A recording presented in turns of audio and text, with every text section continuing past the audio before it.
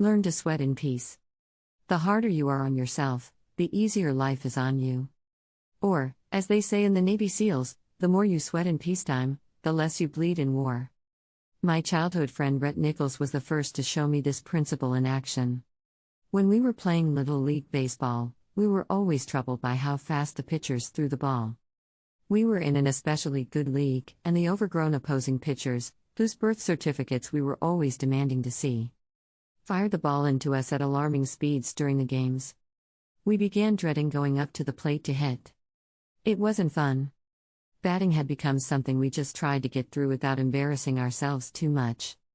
Then Rett got an idea. What if the pitches we faced in games were slower than the ones we face every day in practice? Rett asked.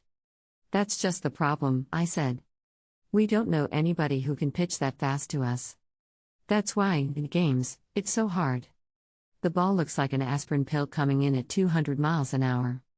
I know we don't know anyone who can throw a baseball that fast, said Rett. But what if it wasn't a baseball? I don't know what you mean, I said. Just then Rett pulled from his pocket a little plastic golf ball with holes in it. The kind our dads used to hit in the backyard for golf practice. Get a bat, Rett said. I picked up a baseball bat and we walked out to the park near Rett's house.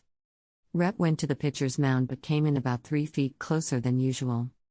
As I stood at the plate, he fired the little golf ball past me as I tried to swing at it. Ha ha, Rett shouted. That's faster than anybody you'll face in Little League. Let's get going. We then took turns pitching to each other with this bizarre little ball humming in at incredible speeds. The little plastic ball was not only hilariously fast, but it curved and dropped more sharply than any Little Leaguer's pitch could do. By the time Rett and I played our next league game, we were ready. The pitches looked like they were coming in slow motion. Big white balloons.